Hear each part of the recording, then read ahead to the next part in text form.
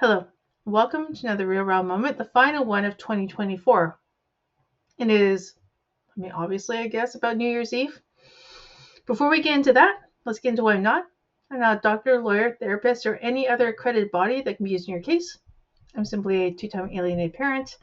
Been in the court system for a long time, with a lot of lived experience in narcissistic abuse, coercive control, and of course, parental alienation, as well as a lot of educational experience and accreditation in all sorts of things related to PA and beyond.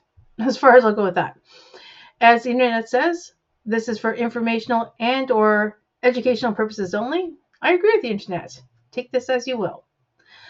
What I will say is that I do these videos in order to get a conversation going. So I'm not looking for people to agree with me in comments. I'm looking for challenges, actually. I'm looking for conversation.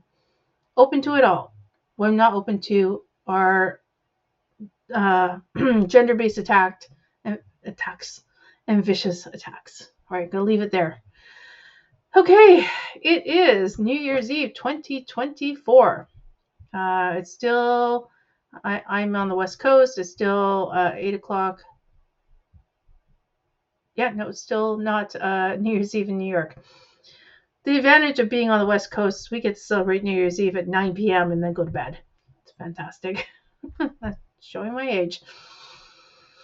Okay, let me bring myself down. I'm feeling a little dysregulated because I'm talking about something that is... I'm talking about things as I'm experiencing them, I guess, tonight, in a way. And I specifically wanted to do a message on New Year's Eve because as alienated parents, like many holidays, but this one can hit different. And here's why. New Year's Eve. New Year's Eve. I mean, it is like the absolution. It is like confession for the soul. Apologies to any Catholics. It is literally the opportunity for a clean slate and for new beginnings. Did you fuck up your life right up until tonight at 11:59? Yeah, maybe. At 12:01, can you be a new person? Absolutely you can. And I love that about New Year's Eve.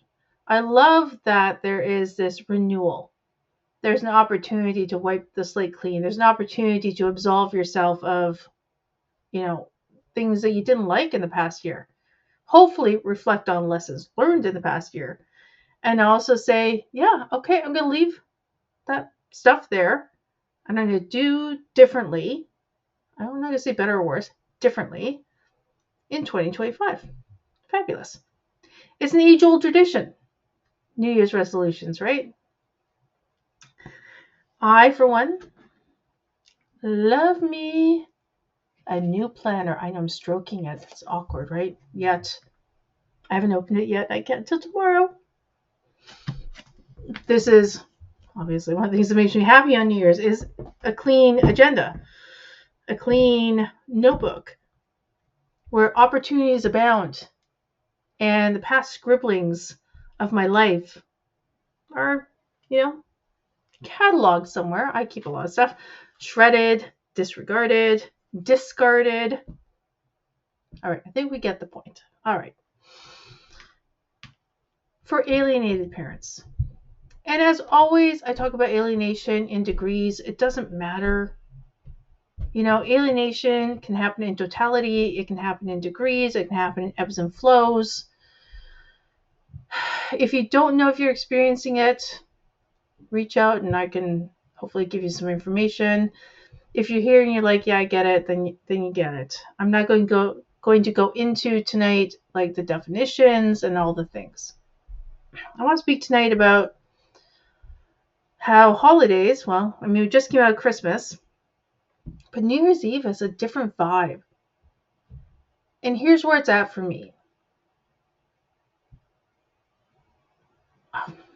New Year's Eve is supposed to be a cleansing, right? A renewal, out with the old, in with the new. That's literally a slogan. I'm sure it comes from somewhere. Look in every store, every retail space. It's a wiping clean. Go to Canadian Tire. Yeah, I'm Canadian. Christmas is gone, but what is on the shelves right now? All the bins and everything to clean your life up. Organize yourself, right? we are encouraged to hit New Year's Eve that way and New Year's Day that way, right? Well, as an alienated parent, what this night does for me and the days that follow,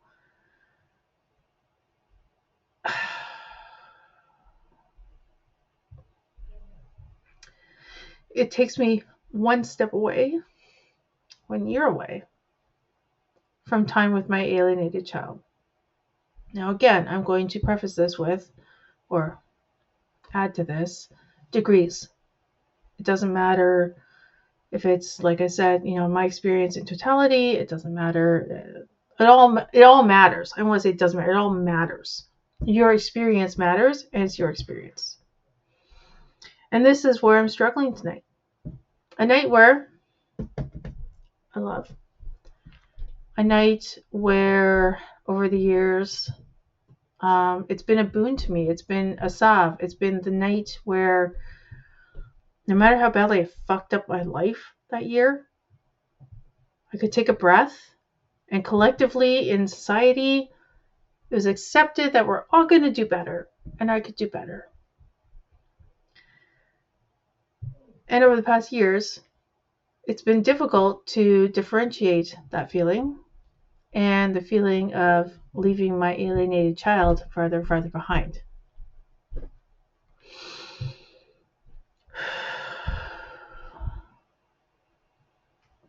As always, these are my real raw moments, and this is where I'm feeling, and this is where it's at, and it's unedited. So I'm taking a breath because it's just hit me right here. And here's the thing, as alienated parents, we also need to do this renewal. We need to move forward. We need to grow. Even while we're experiencing one of the most horrific things that a parent can ever experience, which is parental alienation. So how do we reconcile this? How do we make this the night to remember and the night to forget? Well, I lean heavily into reflection. In a healthy way. A reflection not in the sense of I did everything wrong, this went wrong in court. On this night, I lean into reflection just for me. Where was I last January, February, March, April, May, June, through the months? And I will take my notebook. Now this one's for tomorrow. I have another one over here. I have a notebook.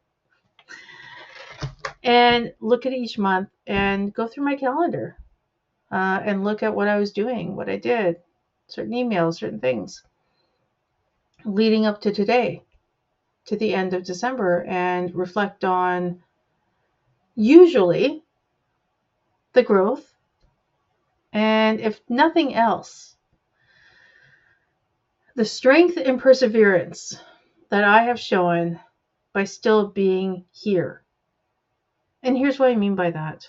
First of all, alive. One of the things in alienation that needs to be talked about more, and one of my goals in 2025, statistically, is the mental health impact of PA, including suicides. Just put it out there. It's a real thing.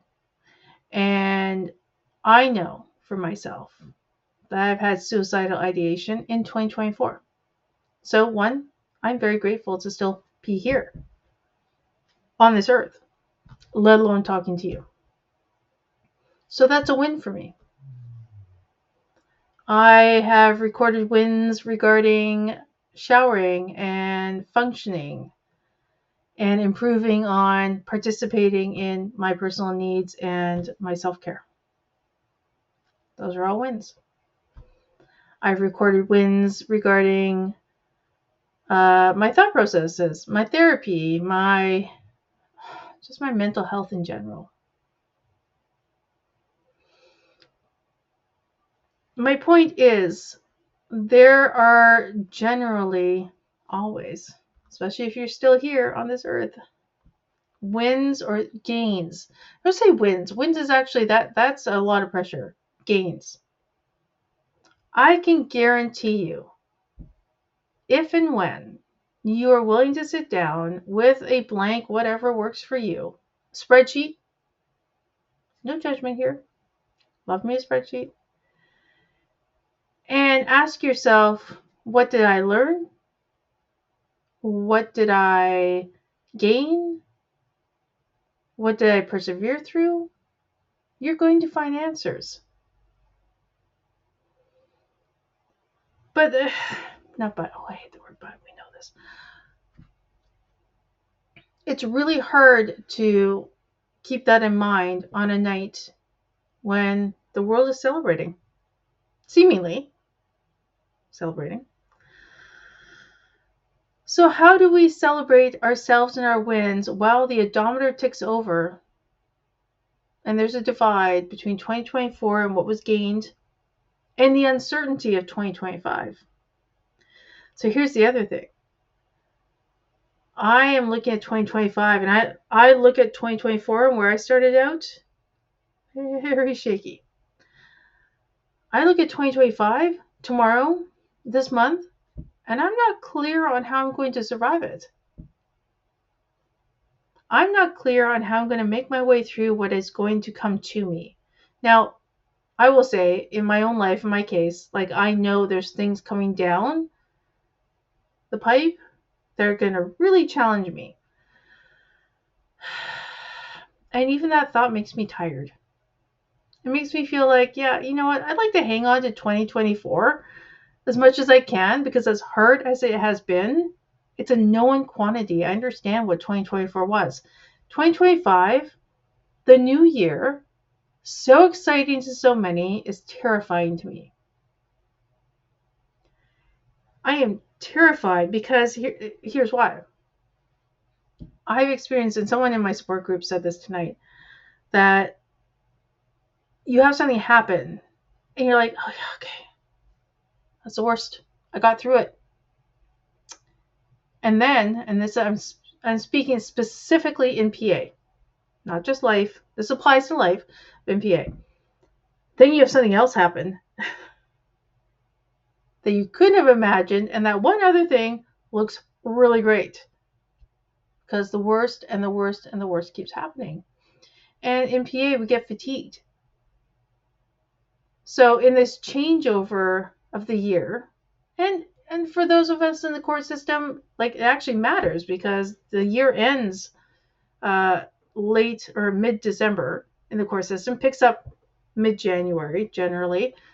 So the turning of the year does have relevance to our court cases. Again, these are my real raw moments, and I know this is rabbit trailing, and it's also exactly how I'm feeling right now in this moment. Here's what I want to say to every alienated person, guardian, parent, etc., who's out there and is hopefully watching this. Everything you did in 2024 is valid. Every experience you had, negative and positive and in between, is valid. And as we roll over into a new year, I encourage you not to erase the past. And I recognize this year has been difficult. 2024 has been hard. And there's so many things that you want to forget. Don't forget them. They've made you the strong, resilient, amazing human being that you are right now. The person that you want your kids to see. Carry those experiences, carry that knowledge, carry those fails, the tripping hat, like, carry it all. Use it as fuel in 2025 to become the best parent you possibly could be. Growing into a better parent than you were when your children were with you.